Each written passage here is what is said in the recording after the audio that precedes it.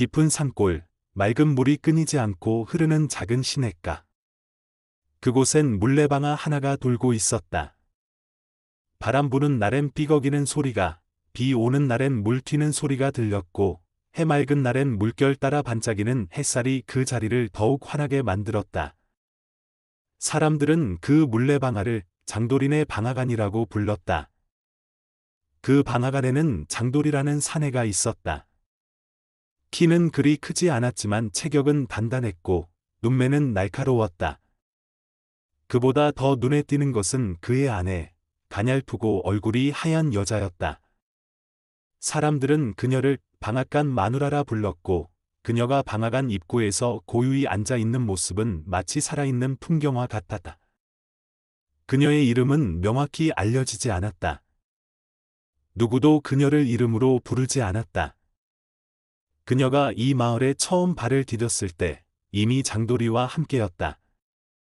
둘 사이엔 아이도 없었고 그녀는 마을 사람들과 잘 어울리지 않았다. 늘 조용했고 늘 어딘가 슬퍼 보였다. 장돌이는 아내를 몹시 의심했다.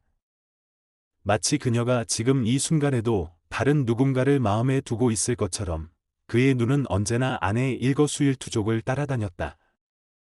장돌이는 술만 마시면 성질을 부렸고 그럴 때마다 방앗간 안에선 고함 소리와 그릇 깨지는 소리가 함께 울려 퍼졌다. 그런 가운데 마을로 한 젊은 지식인이 들어왔다. 이름은 정확히 전해지지 않지만 선생이라 불렸다. 그는 폐결핵을 앓고 있어 요양을 위해 이 시골에 온 이였다. 책을 들고 다니며 시냇가에 앉아 글을 쓰고 마을 아이들에게 글을 가르치기도 했다. 방앗간 여인은 그를 멀리서 지켜보았다. 그는 마을 사람들과 다르게 부드럽고 조용하고 고요했다. 그녀는 처음으로 자신의 속에 무언가가 움트는 것을 느꼈다. 그것이 설렘인지 동정인지 그리움인지 알 수는 없었다. 다만 그의 존재는 방앗간의 삐걱이는 소리와는 다른 따뜻한 숨결처럼 느껴졌다. 선생도 그녀의 존재를 눈치챘다. 그녀는 말이 없었지만 눈빛이 말하고 있었다. 무언가 말을 걸고 싶고 무언가를 건네고 싶은 욕망. 그러나 그는 선을 넘지 않았다. 그녀의 삶에 발을 들이는 것은 마치 부서지기 쉬운 유리를 손으로 쥐는 일처럼 두려웠다. 그녀는 어느 날 그에게 찐 고구마 하나를 건넸다. 말없이. 그는 고맙다는 눈빛으로 받았고 그 순간 마치 두 사람은 말없는 대화를 나눈 듯했다. 그들의 관계는 그렇게 시작되었다. 누구에게도 들키지 않은 채 짧지만 깊은 눈맞춤과 한두 마디 말로 이어졌다.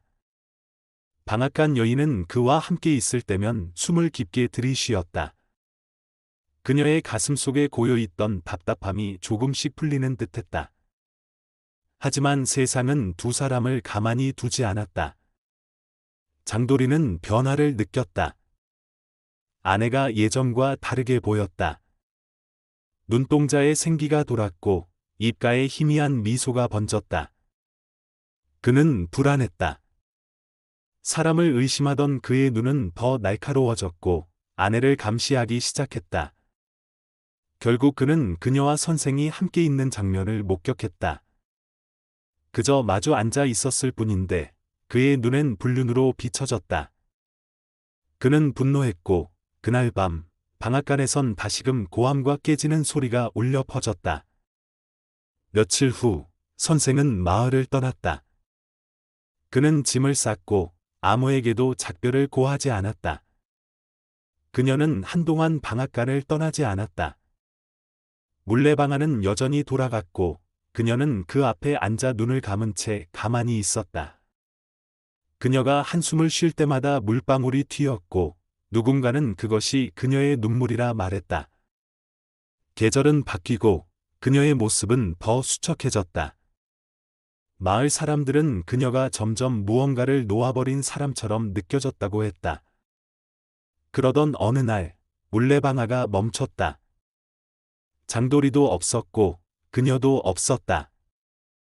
방앗간은 조용했다.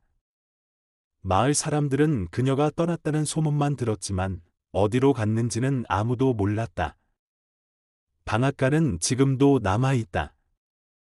다만 돌지 않는 물레방아가 그날의 기억을 그대로 간직한 채 삐걱거릴 뿐이다.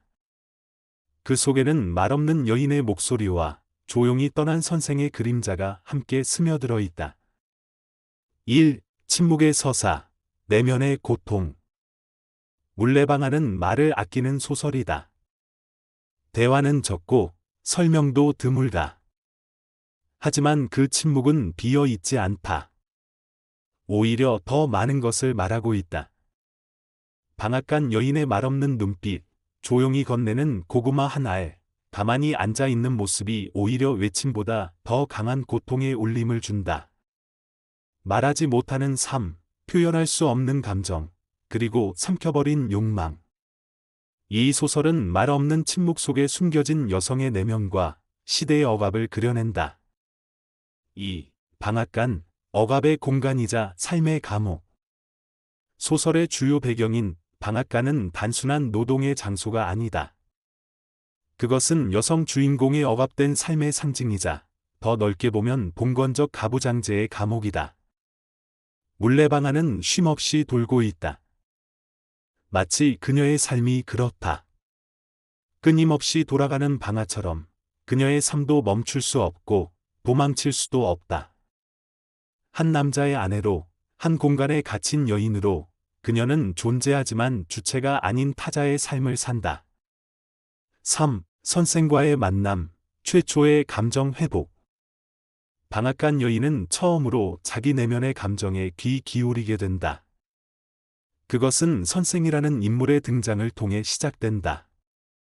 선생은 그녀에게 낯설면서도 따뜻한 존재였다.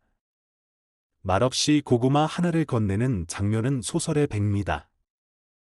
그것은 단순한 호의가 아닌 감정을 주고받는 첫 순간이었다. 하지만 이 관계는 사회의 눈과 가부장의 감시에 의해 금세 무너지고 만다. 그녀는 다시 침묵 속으로, 다시 억압된 삶의 자리로 돌아간다. 4. 장도리의 폭력, 봉건성과 질투의 상징. 장도리는 단순한 폭군이 아니다. 그는 당시의 시대상을 그대로 담은 구시대 남성의 전형이다. 그는 아내를 사랑하지만 그 사랑은 소유의 방식이고 감시의 방식이다. 그의 폭력은 단순한 성질이 아니라 남성 권력의 허약함에서 비롯된 과민한 반응이다. 그는 그녀를 이해하지 못하고 그녀를 두려워한다. 감정이 생긴다는 것 자체가 아내가 살아있다는 증거이기 때문이다. 그는 자신의 방식으로 통제하려 하고 결국 파국을 초래한다. 5. 떠남과 소멸, 그리고 여성 주체의 상실. 방앗간 여인은 끝내 떠난다. 그 떠남이 자의인지 타의인지 분명하지 않다. 다만 그녀가 있었던 자리엔 텅 빈 정막만이 남는다. 그녀는 결국 이 사회에서 제 자리를 찾지 못한 여성의 상징이다. 사랑할 수 없었고 말할 수 없었으며 떠날 수밖에 없었던 존재. 그녀는 여전히 한국 문학 속에서 말 없는 고통의 대표적 인물로 남아있다. 6. 작가 나도양의 문체적 실험과 감성. 물레방아는 나도양의 대표적인 감성문학이자 초기 한국 단편문학의 백미로 평가된다. 나도양은 화려한 수사나 극적인 반전 없이도 인물의 내면을 섬세하게 묘사한다. 그의 문체는 절제되어 있으면서도 감정이 깊게 배어 있고 문장마다 잔잔한 슬픔이 깔려 있다. 작품은 단편이지만 인물의 삶을 축약한 서사로서의 힘이 매우 강하다. 단 몇 페이지 안에 여성의 억압된 현실, 그 내면의 감정, 가부장제의 구조까지 고스란히 담아낸다. 7. 시대적 배경 일제강점기의 여성과 계급. 이 소설이 발표된 시기는 일제강점기. 여성은 여전히 법적 권리를 갖지 못했고 교육의 기회도 제한적이었다. 그런 시대 속에서 방앗간 여인은 대표적인 약자다. 그녀는 경제적 자유도, 언어적 표현도, 사회적 연대도 가지지 못한 채 살아간다. 선생